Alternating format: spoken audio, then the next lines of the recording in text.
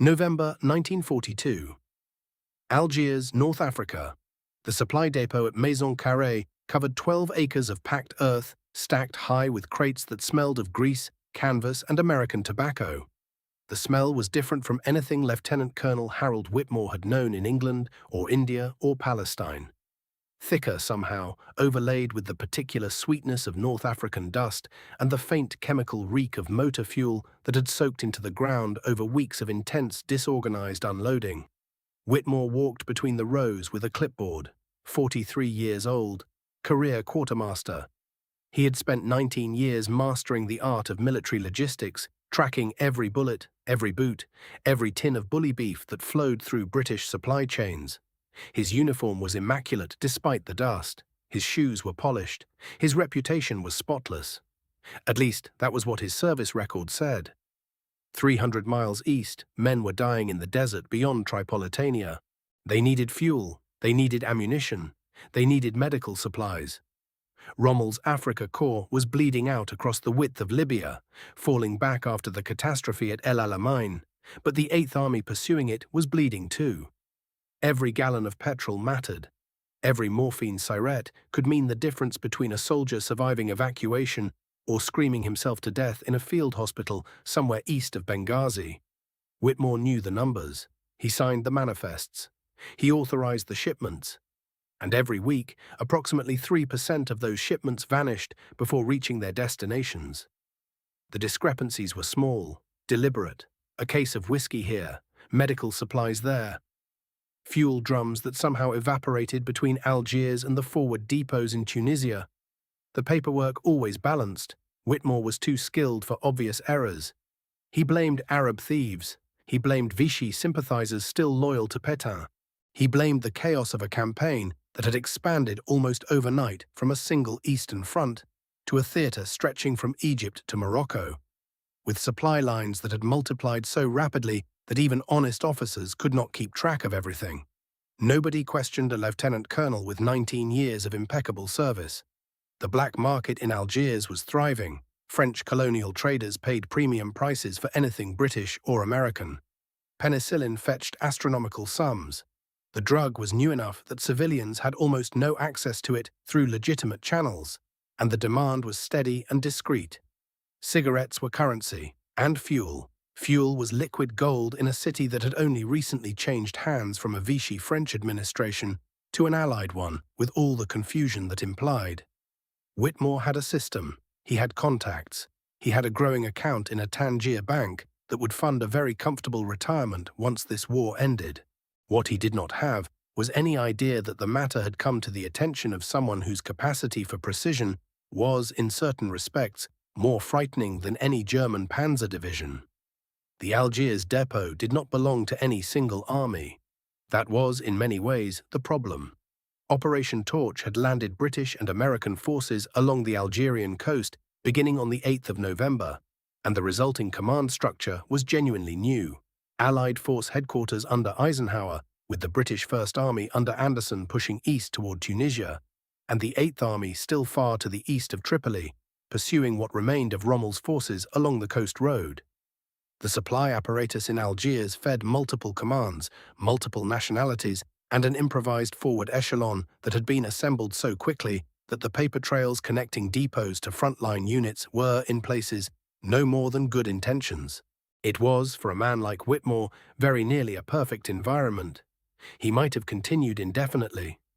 The audit systems had not yet caught up with the speed of events. The First Army was moving. AFHQ was consumed by the strategic questions of the Tunisian race.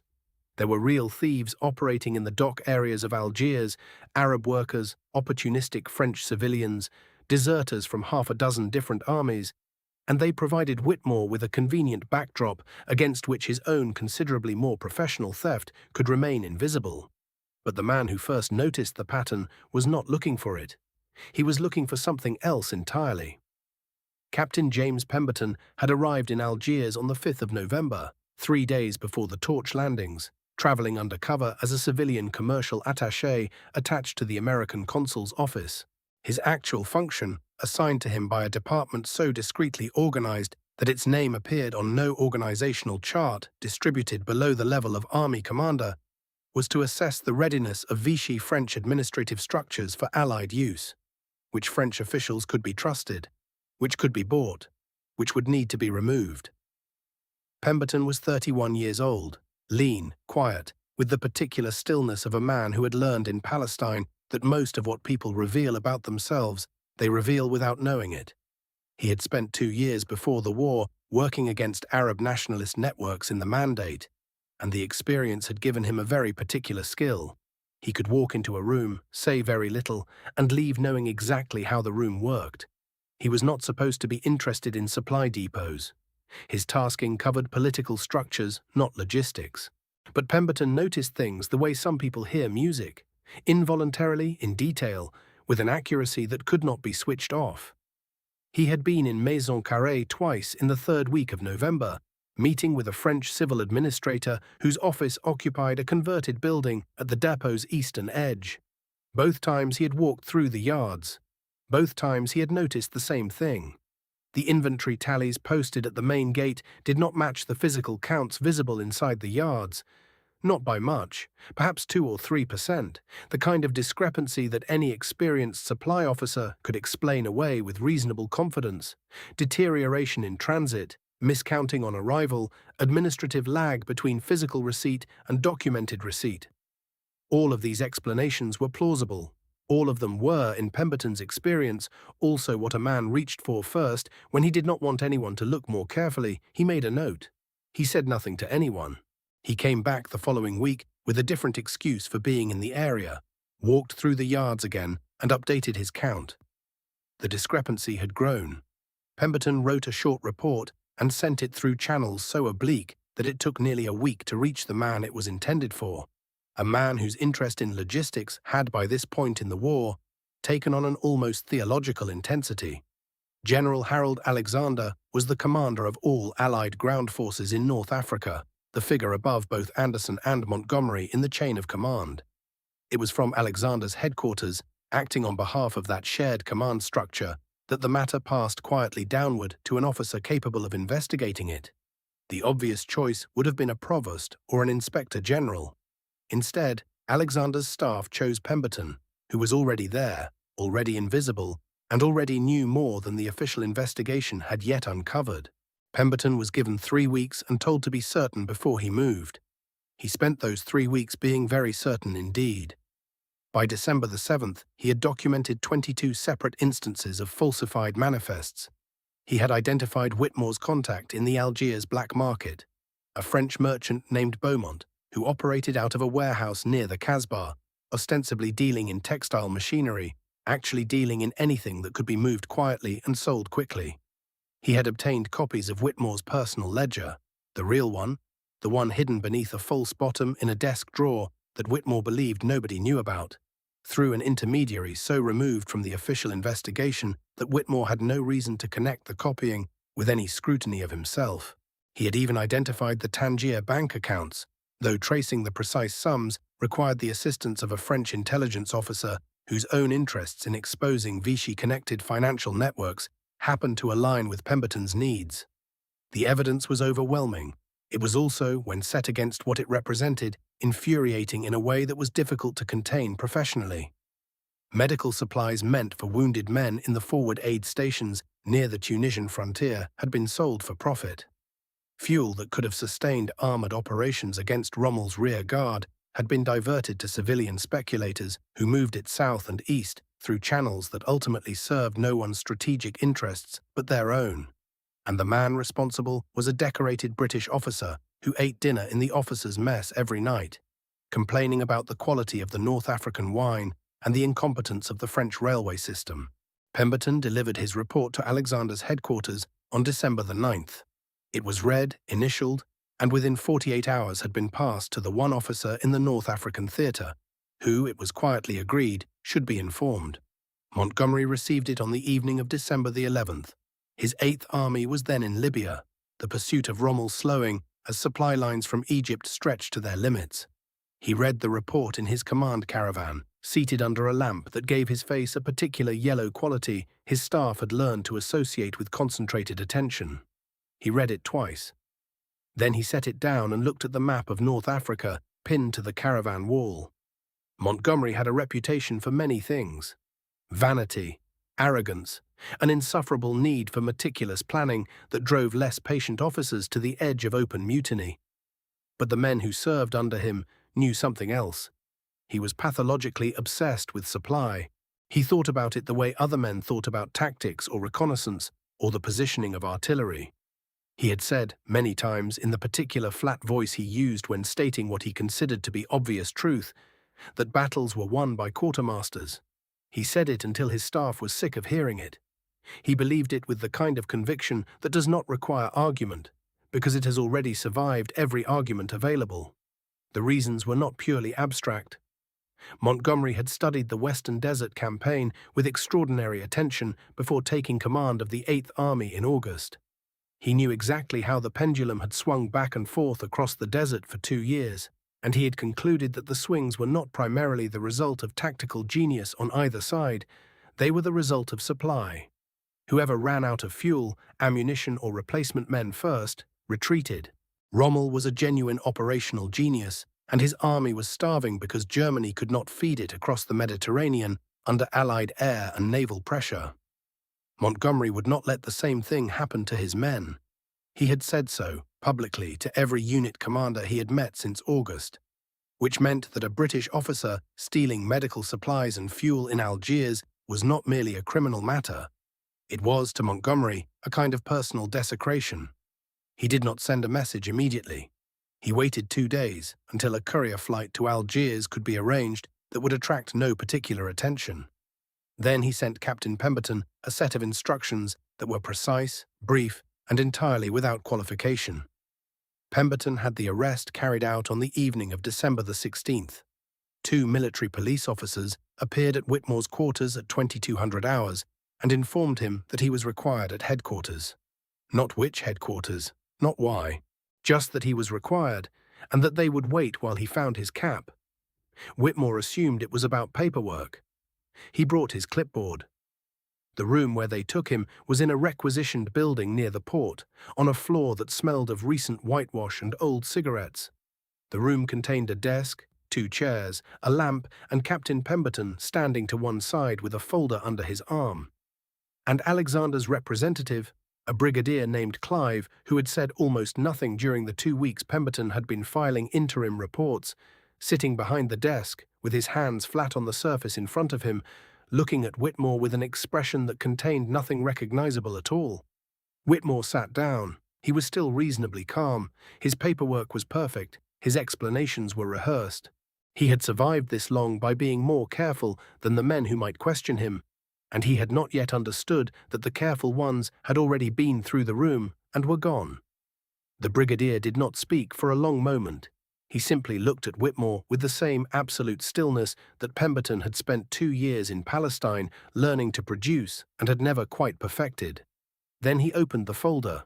He read 17 entries, dates, quantities, amounts paid, account numbers. He read them in the same tone one might use to read out a weather report, not cold exactly, but utterly without temperature. 14 cases of penicillin, 30 drums of aviation fuel. Morphine syrettes by the gross. He read the name of Beaumont's warehouse. He read the Tangier account number. He read a figure representing the total sum deposited over 6 weeks. Then he closed the folder and looked at Whitmore again. Whitmore's mouth had opened somewhere around the 7th or 8th entry. It had not closed. The clipboard was no longer in his hands, though he did not remember dropping it. The brigadier said, "There are men in forward aid stations near the Tunisian border who received diluted morphine solutions because the full-strength supply was short. There are men who died of infections in field hospitals that penicillin would have prevented. The surgeons at those hospitals have been filing requests for additional supply for 6 weeks. The requests are in this folder too. Do you want me to read them?" Whitmore said nothing. The brigadier said, "We have your driver's testimony. We have the warehouse records. We have the bank statements. We have your own ledger, which your driver confirmed you kept in the lower desk drawer beneath a false compartment, and which was examined and photographed 3 weeks ago while you were attending a dinner at the French Officers' Club on the Rue Michelet." Whitmore said, in a voice that did not sound like his own voice. "I would like to speak to a solicitor." The brigadier said, "That will be arranged in due course. The court-martial process will proceed in the ordinary way. What will happen between now and then is my present concern." He stood. He walked around the desk. He stopped directly in front of Whitmore's chair and looked down at him the way a man looks down at something that has broken. He said, "You understood what you were doing. You are not a confused man or an ignorant man. You knew exactly where the supplies were going and exactly what you were taking away from them when you sold them. You made that choice 19 times in 6 weeks. What I want you to understand now, before any legal process begins, is that we know this. We know all of it. There is no version of what happened that you can present to us that we have not already examined in detail." He returned to the desk and sat down again. Pemberton took Whitmore back to his quarters under escort. Whitmore did not speak during the walk.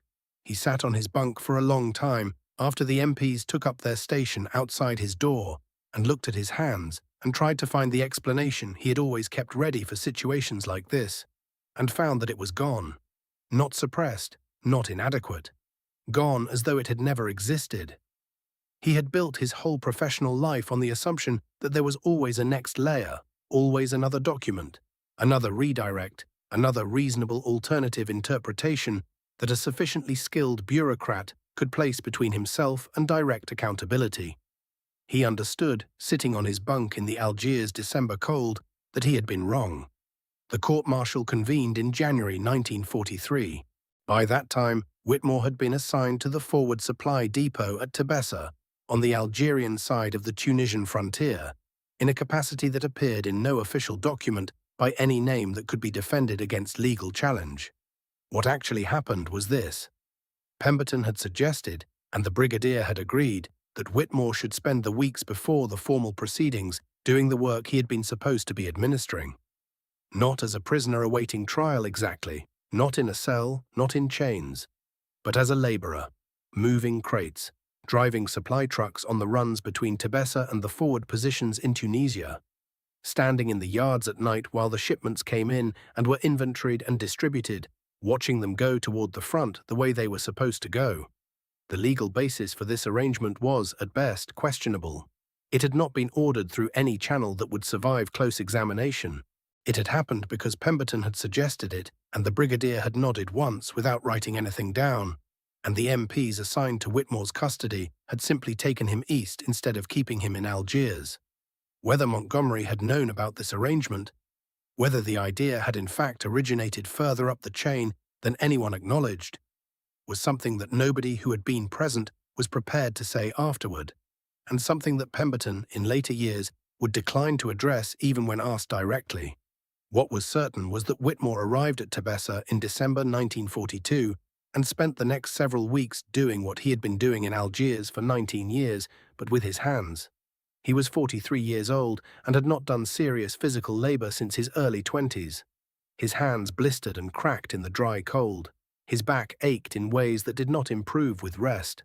He slept in a tent with 3 other men, enlisted men, men who did not know who he was or had been told he was a civilian logistics volunteer attached to the depot, and woke before dawn when the supply runs began.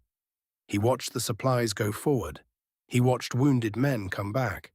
The aid station at Tebessa received casualties from the forward positions in Tunisia, men who had been hit at Mejez el Bab, men who had been caught in ambushes on the road to Beja, men in varying states of damage who arrived by truck or by mule, or occasionally on foot, supported by comrades who had carried them back. He did not speak to them. He had no reason to speak to them, and they had no interest in him. But he saw them, the medics working over them. The careful, focused economy of motion that meant there was not enough of something, and what there was had to go where it would do the most. There were 3 British soldiers in the forward aid station at Tebessa in December 1942 who died of wound infections. The surgeons afterward attributed the deaths in part to inadequate penicillin supply in the preceding weeks, supply that records showed had been shorted precisely during the period covered by entries in Whitmore's ledger. Whether Whitmore knew this, or learned it, or suspected it, he never said. He did not speak much during those weeks. He worked. He ate when food was available, he slept badly. He watched the men around him do their work with a kind of focused, unsentimental competence that he recognized. He had spent 19 years working with men like this, or had believed he had, or had convinced himself that the distance between his position and theirs was a natural feature of military organization rather than a moral question. Tebessa changed the geometry of that belief. It did not destroy it all at once.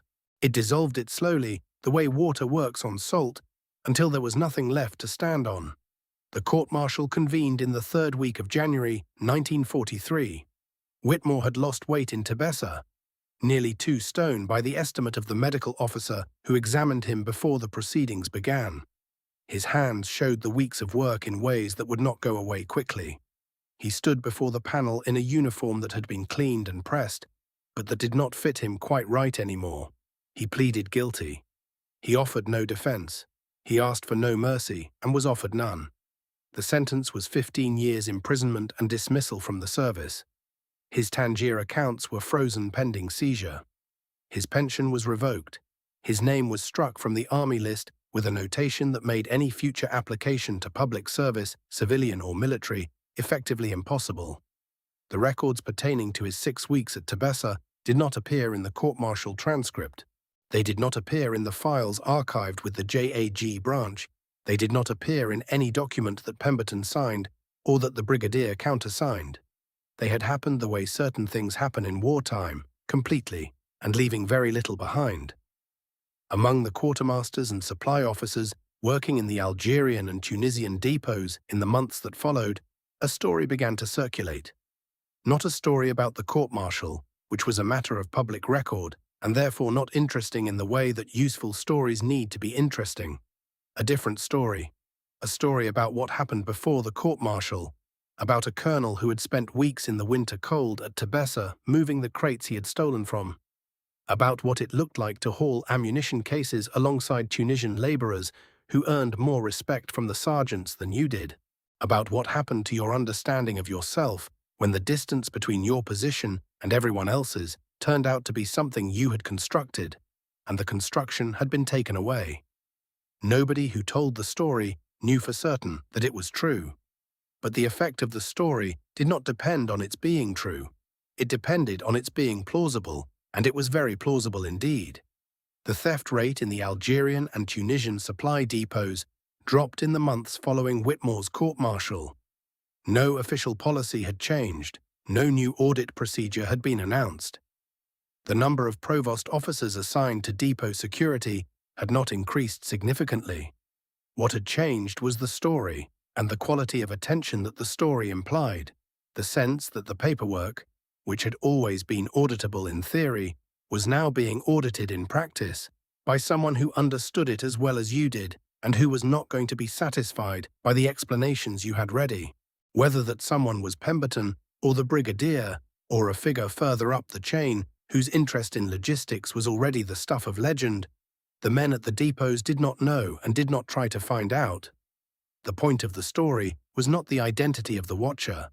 The point was that the watcher existed and was watching, and that the results of being watched were visible and recent. Captain Pemberton was promoted to major in February 1943.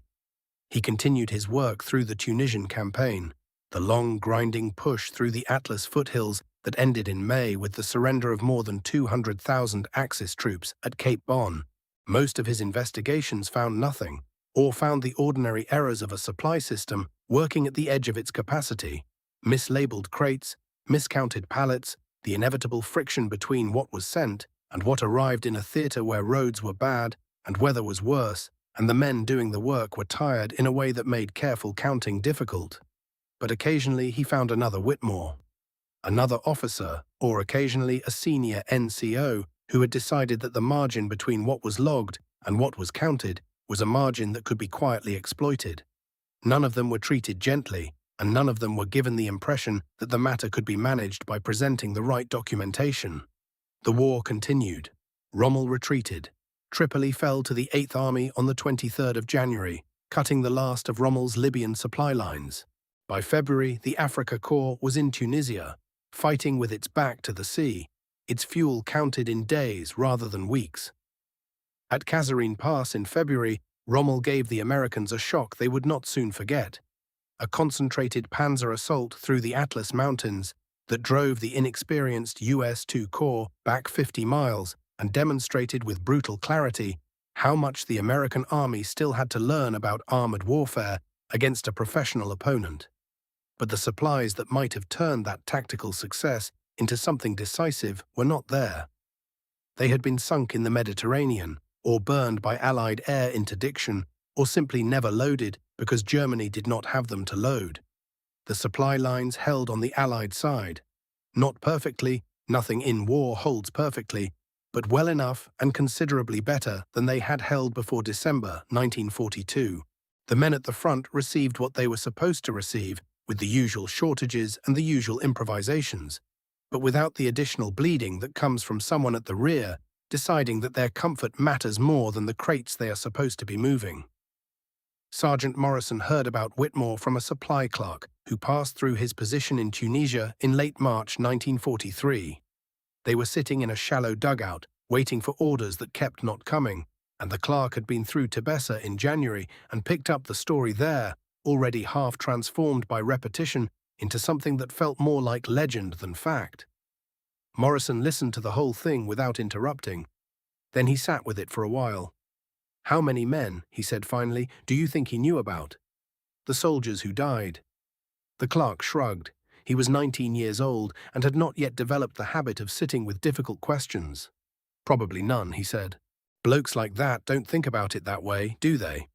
Morrison considered this. He was not sure it was true, and he was not sure it mattered whether it was true. What mattered was the 3%. The systematic, considered week-by-week decision to take 3% of what the men at the front needed and sell it to someone who had no business having it. 3% was a small number. 3% of a morphine shipment was, in practice, not a small number at all. He tried to explain this to Corporal Hendricks that evening. The whole thing. The depot. The paperwork. The ledger with the false bottom. The weeks at Tebessa. He got partway through and stopped. "So they made him carry boxes," Hendricks said. "It wasn't just boxes," Morrison said. "It was the same boxes. The same supplies he'd been stealing from. He had to watch them go forward, and he knew what he'd done to them." Hendricks was quiet for a moment, working through this. "Seems right," he said eventually. Morrison said nothing. He was trying to articulate something that the story, as the clerk had told it, had not quite captured. The thing he kept coming back to was not the punishment itself, but the shape of it, the way it had been designed to make the abstraction concrete. Whitmore had spent his career at a distance from consequence. He had signed papers, and the papers had moved, and somewhere far away men had lived or died, partly as a result of what was on those papers. But the distance between the signing and the dying had been long enough and wide enough that a sufficiently determined man could fill it with other explanations. Tebessa had taken the distance away. It had put him in the same yard as the supplies on the same cold nights, watching the same trucks load for the same front. Whatever Whitmore had been able to tell himself before that, there was not much left to tell himself after. "That's the point of it," Morrison said. But he could not make it land in words the way it existed in his head, and eventually he stopped trying. The war moved north, Sicily in July, Italy in September. The long, bloody, grinding Italian campaign that ate divisions the way the desert had eaten fuel.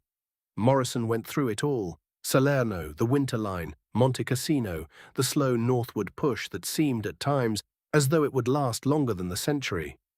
He did not think about Whitmore often. There was too much else to think about.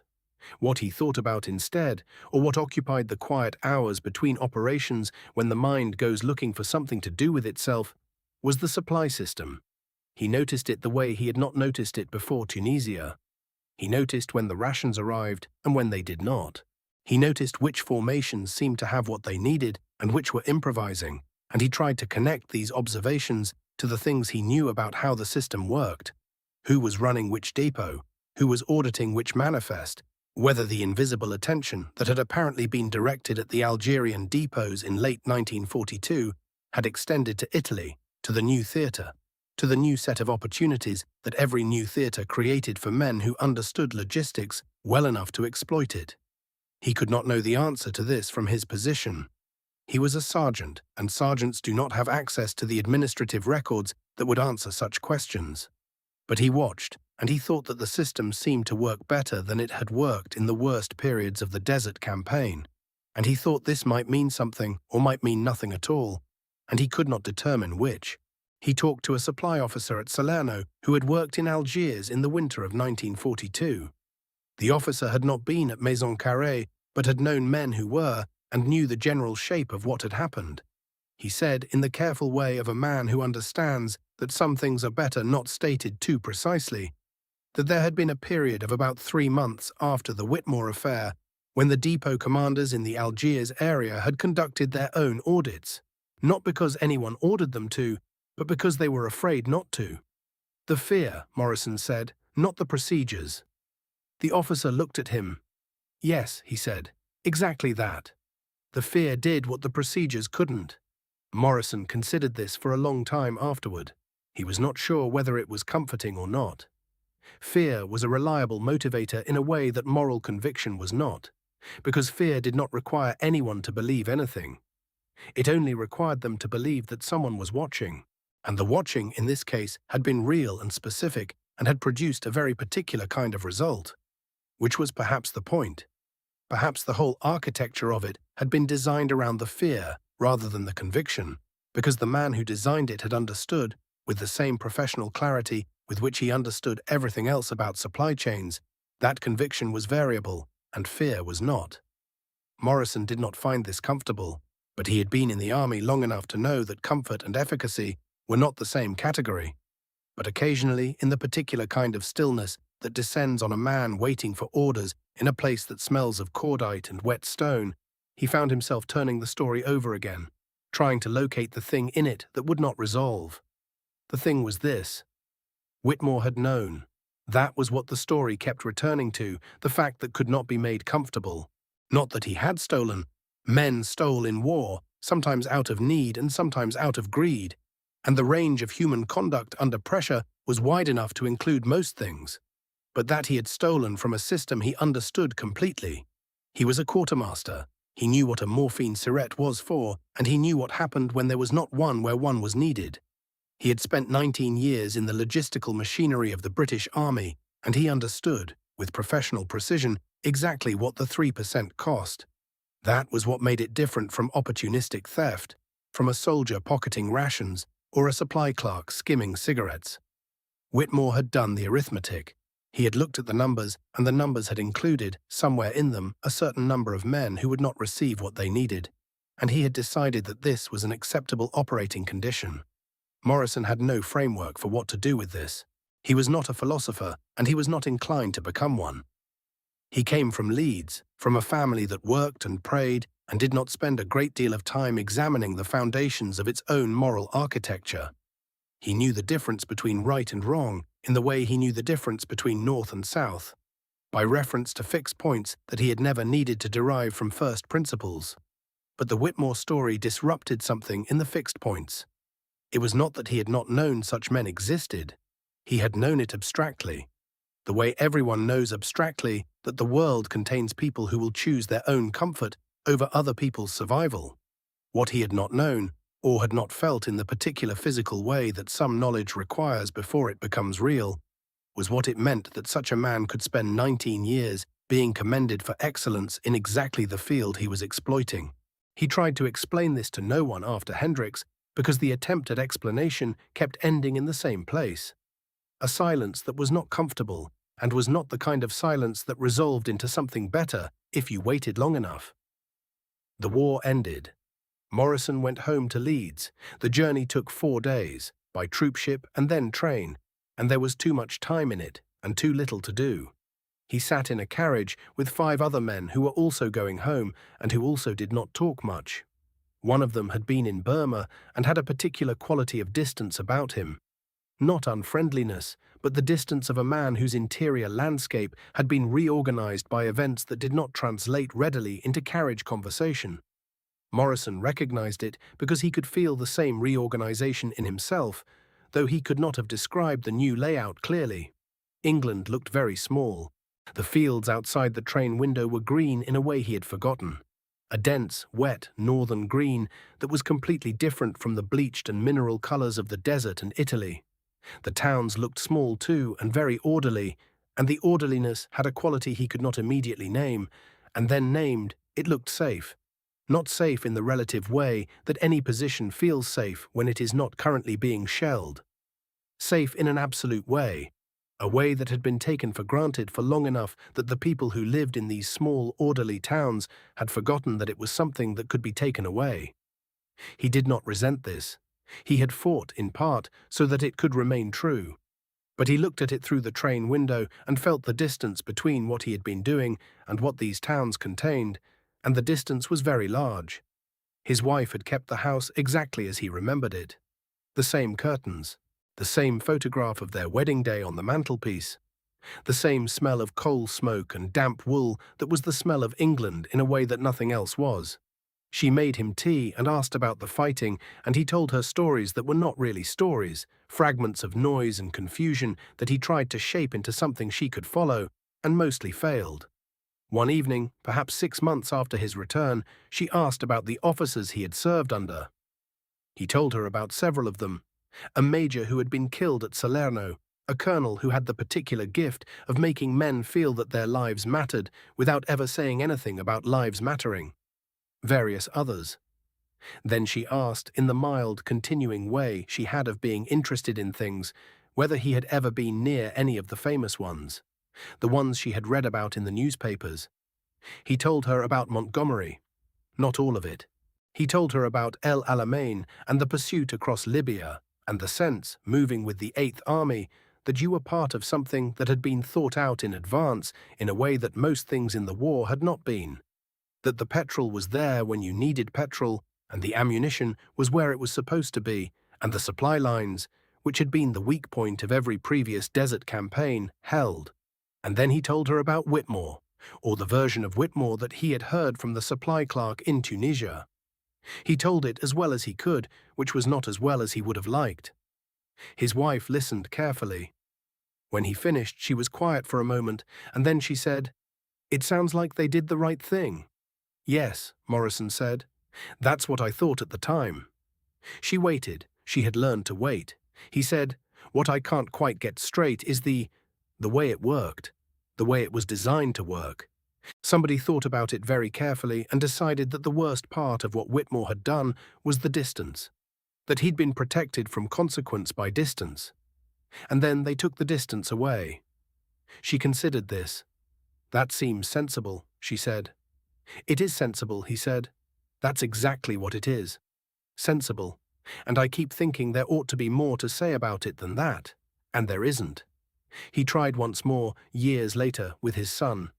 The boy was 16 and reading everything he could find about the war, tactics, strategy, the personalities of the commanders, the campaigns he was too young to have been part of, but old enough to feel the edges of. He had built a model of a Lancaster bomber that hung from his bedroom ceiling on a length of thread, rotating slowly in the updraft from the radiator. "You were at Alamein," the boy said, "and Tunisia. Did you ever meet Montgomery?" "Once," Morrison said.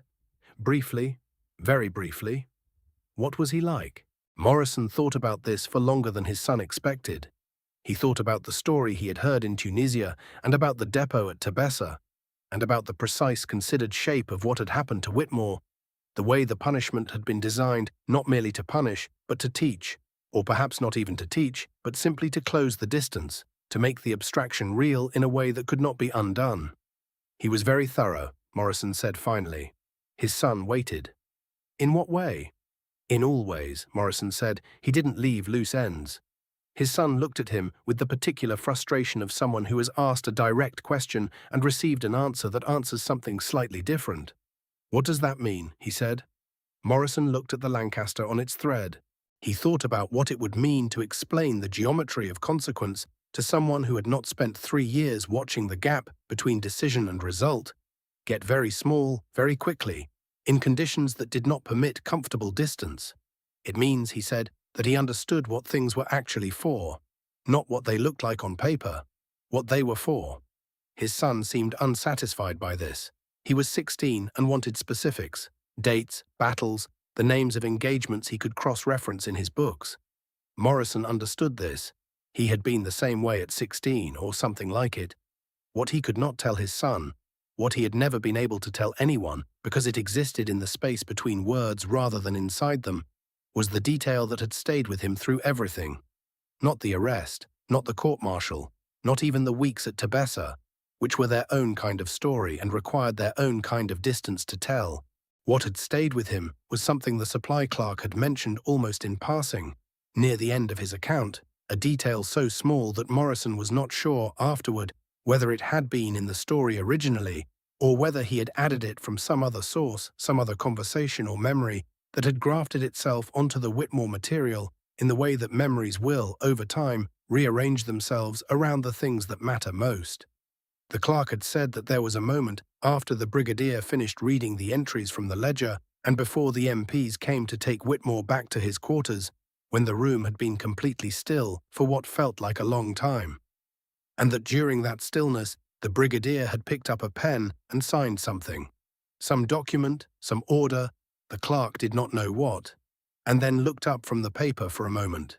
Not at Whitmore, not at Pemberton, just up at a point somewhere in the middle distance. And on his face, the clerk had said, there was nothing there, not satisfaction, not disgust, not the cold pleasure of a man who has caught someone doing something he himself would never do. Nothing at all. The same expression a man might wear while reviewing inventory numbers or checking a column of figures. As though the whole thing, the stolen morphine, the dead soldiers, the broken man sitting in the chair, had been processed and filed and was now simply part of the ongoing account, neither more nor less than anything else in the account. That was what Morrison could not explain. Not the justice of it, which was simple enough, not the method of it, which was drastic but comprehensible. The nothing. The absolute, complete, professional nothing on the face of a man who had just finished reading about soldiers dying without morphine because their morphine had been sold to a black market in Algiers. He had thought about it for 30 years and had not resolved it. He was not sure it was resolvable. It was possible that the nothing was the point, that it was precisely the absence of personal emotion, the reduction of the whole terrible business to a supply problem that had now been solved, that made the whole architecture hold. A man who hated Whitmore would have punished him differently, with the heat of hatred in it, and the punishment would have been about the hating and not about the 3%. The nothing made the punishment about the 3%, about the morphine and the soldiers and the distance between the two. Morrison was not sure if this was admirable. He was not sure what he felt about a world in which it might be admirable. He had spent 30 years not being sure and had gradually concluded that not being sure was the honest position, and that men who were sure about things like this were usually sure in ways that did not survive contact with the details. His son became an accountant, which seemed appropriate in a way Morrison never mentioned to him. His wife passed in 1972. The house in Leeds was sold, and Morrison moved to a smaller place near the coast, where he could hear the sea at night, and the mornings came in grey and gradual and did not demand anything of him. He thought about the depot at Tebessa sometimes. He thought about what it must have been like to walk into those yards in the winter cold, knowing what you had done and watching the supplies go forward in the trucks. He thought about the 3 soldiers whose names appeared in the file the brigadier had held but had not read aloud. The 3 men from the aid station near the Tunisian frontier who had died of infections in December 1942, in the weeks when the penicillin supply had been running short, in the weeks when the entries in Whitmore's ledger were being made. He did not know whether Whitmore had known about them. He did not know whether anyone had told him, in Tebessa, or whether he had worked it out for himself, or whether he had kept it at a distance even then. The final distance, the one that no practical arrangement could close. He had never found the words for any of it. After a while he stopped trying. The supplies had arrived on time after that. Every time, all the way to Berlin.